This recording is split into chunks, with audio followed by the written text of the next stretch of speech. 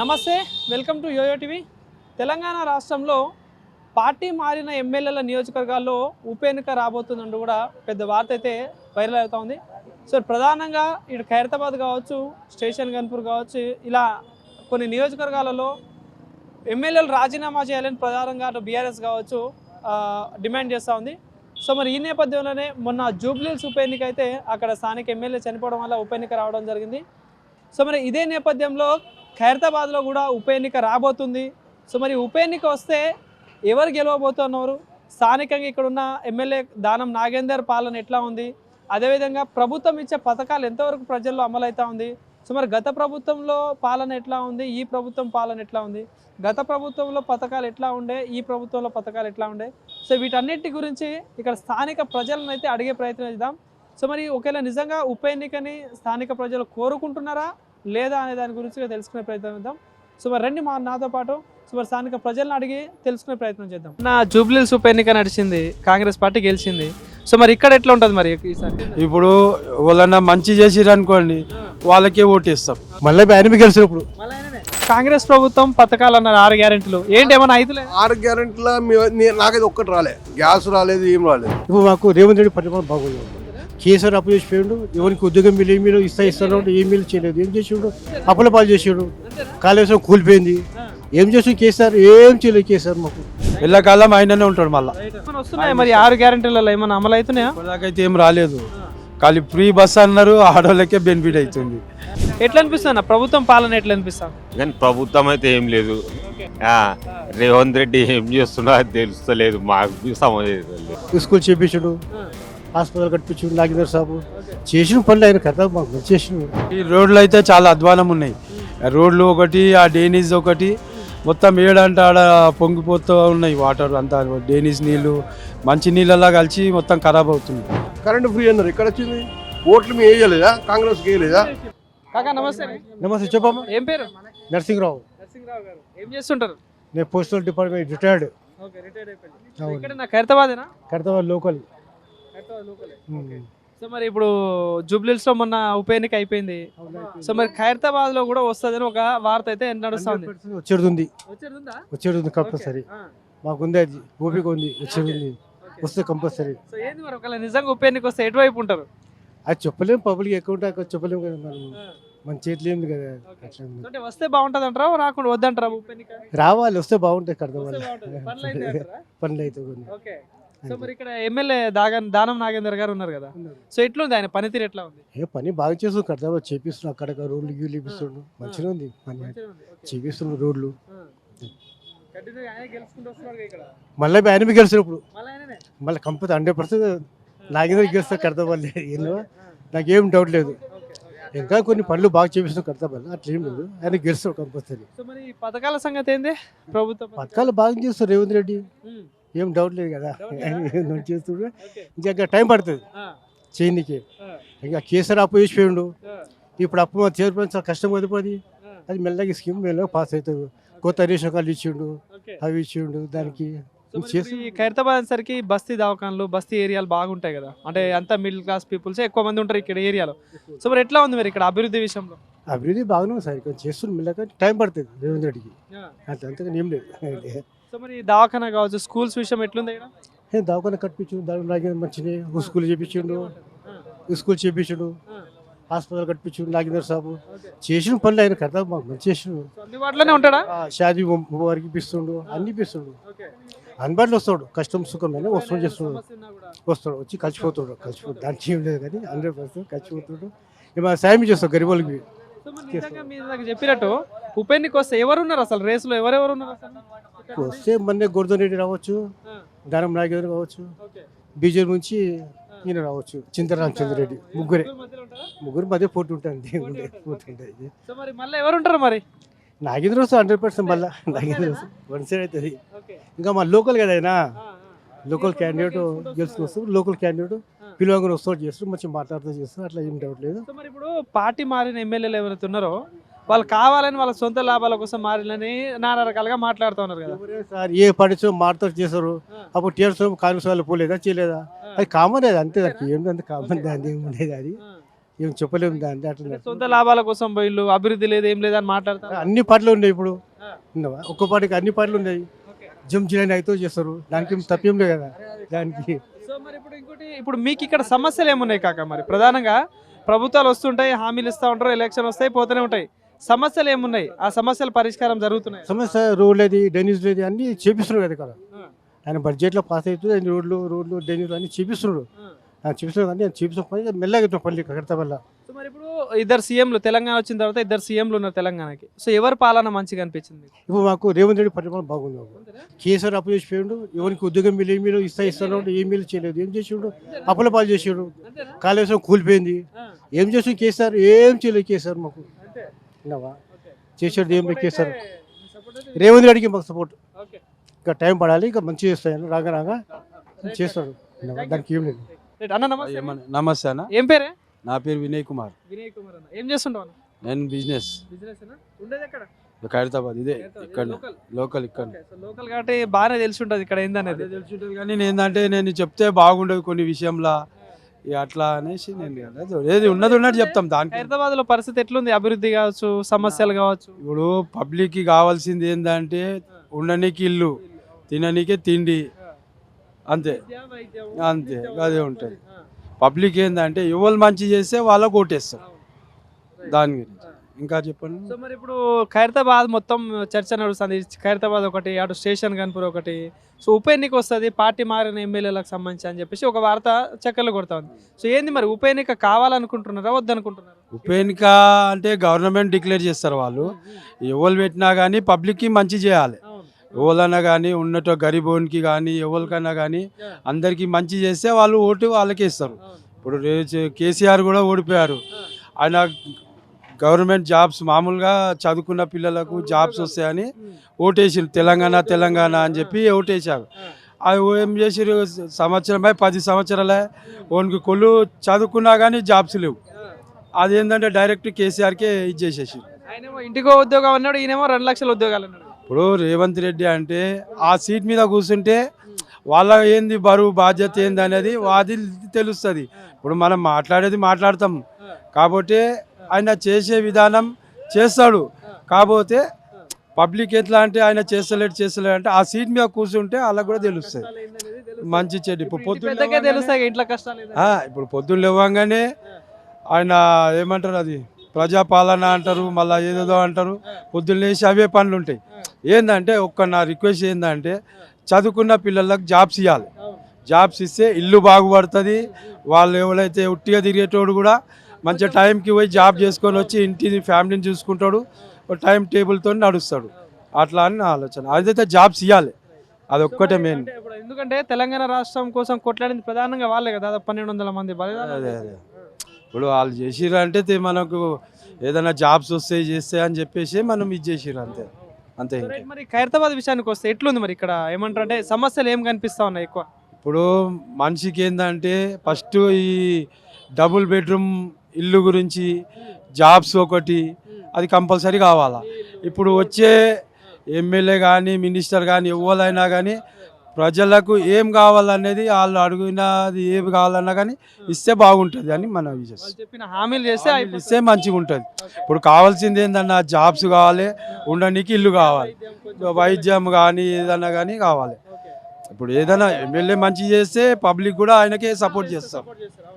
So మరి పథకాల సంగతి ఎట్లుంది మరి? ఇంతకుముందు ప్రభుత్వం పథకాలు ఇచ్చింది, ఇప్పుడున్న ప్రభుత్వం పథకాలు ఇచ్చింది. ఇప్పుడు పథకాలు అంటే అవి అయ్యే టైంకి అవుతాయి, ఇక మనం ఏం చేయలేము, ఇక ఆయన చేతిలో ఉంటుంది. అది అంటే అమలు అవుతున్నాయి అని చెప్పేసి వాళ్ళు కాలేదంటారు, వీళ్ళు ఆయన అంటారు. ఏంది మరి నిజంగా పబ్లిక్ అడిగితే తెలుస్తుంది కదా. ఇప్పుడు ఎట్లా అంటే సార్, ఇప్పుడు వాళ్ళ ఆలోచన బట్టి ఉంటాయి. ఆయన ఒక్కొక్క అమలు చేస్తే బాగుంటుంది కానీ ఇక అది పబ్లిక్ చేతిలో లేకుంటే ఆయన చేతిలోనే ఉంటుంది, సీఎం చేతిలోనే ఉంటుంది. అది ఏమైనా వస్తున్నాయి మరి 6 గ్యారెంటీలలో ఏమైనా అమలు అవుతున్నాయా? ఇప్పటిదాకైతే ఏం రాలేదు. ఖాళీ ఫ్రీ బస్ అన్నారు, ఆటోలకే బెనిఫిట్ అవుతుంది అంతే. ఆటోలు అంటే ఇక ఎవరి ప్రాబ్లం వాళ్ళకు ఉంటుంది కదా. సో సో మరి ఈ రోడ్లు డ్రైనేజ్ వ్యవస్థ ఎట్లుంది? ఈ రోడ్లు అయితే చాలా అధ్వానం ఉన్నాయి. రోడ్లు ఒకటి, ఆ డ్రైనేజ్ ఒకటి, మొత్తం ఏడంటే ఆడ పొంగిపోతూ ఉన్నాయి వాటర్ అంతా. డ్రైనేజ్ నీళ్ళు మంచి నీళ్ళలా కలిసి మొత్తం ఖరాబ్ అవుతున్నాయి. అదొకటి మంచి చేస్తే బాగుంటుంది అంతే, ఇంకేం మరి మొన్న జూబ్లీస్ ఉప ఎన్నిక నడిచింది, కాంగ్రెస్ పార్టీ గెలిచింది. సో మరి ఇక్కడ ఎట్లా ఉంటుంది మరి ఈసారి? ఇప్పుడు ఇక్కడ ఇక చెప్పలేము. అది వస్తే కాంగ్రెస్ రూలింగ్ పార్టీ ఉంటుంది కాబట్టి కాంగ్రెస్ వస్తే రావాలి, లేదంటే ఇక పబ్లిక్ బట్టి ఉంటుంది. ఇక ఇప్పుడు వాళ్ళన్నా మంచి చేసిరు అనుకోండి, వాళ్ళకే ఓటేస్తాం, అట్లా ఉంటుంది. ఇక అది ఆయన దేవుడు. ఇక్కడ ఖైరతాబాద్లో ఎవరు ఉన్నారే అంటే 3 పార్టీలు అయితే ఉన్నాయి ప్రధానంగా. సో ఇటు కాంగ్రెస్ ఎట్లాగో దానం నాగేందర్ గారు అంటే పార్టీ మారడం జరిగింది. సో ఎవరు కనిపిస్తా ఉన్నారు లీడర్లు 3 పార్టీలు? ఎట్లా అంటే అన్న, ఇప్పుడు ఎవరు మంచి చేస్తే వాళ్ళకు వస్తారు. ఇప్పుడు ఏంటంటే రాను రాను పబ్లిక్ కూడా హుషారైపోయినారు. అంటే గెలుపు కాదు, అంటే ఎవరు కనిపిస్తున్నారు లీడర్లు అంటే పోటీ చేయడానికి? పోటీ చేయడానికి అంటే ఇప్పుడు ఎమ్మెల్యే నాగేందరే ఉన్నాడు. ఇక దాని తర్వాత ఇక మళ్ళీ వేరే వాళ్ళు ఎవరు ఉంటారో తెలియదు. ఇక వాళ్ళు ఇక తిరుగుతుంటారు. పబ్లిక్ కూడా ఏంటంటే ఎవరు ఓటేయాలనేది పబ్లిక్ చేతిలో ఉంటుంది, మన చేతిలో ఏమి ఉండదు. మీకు తెలిసి ఎవరు కనిపిస్తున్నారు అంటే బీజేపీ నుండి కావచ్చు, బీఆర్ఎస్ నుండి లీడర్లు ఎవరు ఉన్నారు అసలు? అంటే ఇప్పుడైతే ఖైరతాబాద్ నుంచి అయితే ఎమ్మెల్యే నాగేందరే ఉన్నారు. ఇక వేరే వాళ్ళు ఎవరు వస్తారో తెలియదు. ఇంకా ఇక పబ్లిక్ లా కూడా ఏంటంటే ఎవరికి ఏమి ఓటు వేస్తారో కూడా తెలియదు, వాళ్ళు తెలియదు, కన్ఫ్యూజ్లో ఉంటారు. ఇంకోటి ఏంటంటే మెయిన్ జాబ్స్ ఒకటి, అదొక్కటే మెయిన్. సో ఫైనల్ గా ఇక ఒకటే ప్రశ్న. సో మరి ఇద్దరు సీఎంలు అయితే మన రాష్ట్రంలో ఉన్నారు ఇప్పుడు తెలంగాణ వచ్చిన తర్వాత. సో ఎవరి పాలన మంచిగా అనిపిస్తా ఉంది అన్ని విషయాల్లో చూసుకుంటే? ఇప్పుడు ఒకప్పుడు చంద్రబాబు నాయుడు ఉండే, మంచి డెవలప్ చేశాడు ఆయన. మంచిగా హైటెక్ సిటీ కానీ రోడ్లు కానీ అన్నీ మంచి చేసిండు చంద్రబాబు నాయుడు. ఇప్పుడు ఏంటంటే ఈ కేసీఆర్ వచ్చినప్పటి నుంచి 2 గవర్నమెంట్లు అయినాయి, ఒకటి ఆంధ్ర ఒకటి తెలంగాణ. అసలు ఆంధ్ర తెలంగాణ అవసరమే లేదు, ఉండి అంతా ఒకటే దగ్గర కంబైండ్ ఉండి చేసుకొని అంతా ఒకటే ప్రజలు. ఇప్పుడు ఆయన చేసే సీఎం కూడా పబ్లిక్ గురించే, జాబ్స్ కావాలి, అన్నీ కావాలి. ఇప్పుడు ఈయన రేవంత్ రెడ్డి, ఈయన కూడా మంచిగానే చేస్తాడు రేవంత్ రెడ్డి కూడా. కానీ ఏంటంటే జర వెనక ముందు అవుతుంది. అది ఇక రేవంత్ రెడ్డి ఇక ఇక్కడ అన్నారు కాబట్టి రేవంత్ రెడ్డి పర్లేదు మంచిగానే ఉంటారు. కానీ అని ఏంటంటే ఏమంటే ఆ సీట్ మీద కూర్చున్నప్పుడు ఆయన కూడా జర టైట్ అయిపోతాడు. ఎందుకంటే ఏ పని చేయాలా, ఏం చేయాలి, ఎక్కడ చేయాలి అనేది కూడా ఇక ఇది అవుతుంది. కానీ ఎంబడి చేయాలి, ఏదేమున్నా కానీ చేస్తే మంచిగా ఉంటుంది. ఇప్పుడు మంచి చేసిండు అనుకో, నెక్స్ట్ ఇయర్ మళ్ళీ ఆయననే ఉంటాడు. నేను తప్పు ఉద్దేశంతో అంటలేను, జనరల్గా వాళ్ళైతే మంచి, ఇప్పుడు వాళ్ళైతే మంచి చేస్తారో ఇళ్ళకాలం ఆయననే ఉంటాడు. పబ్లిక్ దాని మీద కూడా ఉంటుంది, ఎందుకంటే ఎవరు మంచి చేసిండ్రా లేదా, ఇప్పుడు పోగానే అరే నాకు పని చేయలేదు అన్నట్టుగా వాళ్ళకు ఉంటుంది. ఈయన అందరికి చేసినా ఎవరు చేసినా చేయాలి, చేస్తే మంచిగా ఉంటుంది. ఎల్లకాలం ఆయననే ఉంటాడు మళ్ళీ. సార్ నమస్తే అండి. నమస్తే అండి. ఏం పేరు? నరేందర్. ఏం చేస్తుంటారు సార్?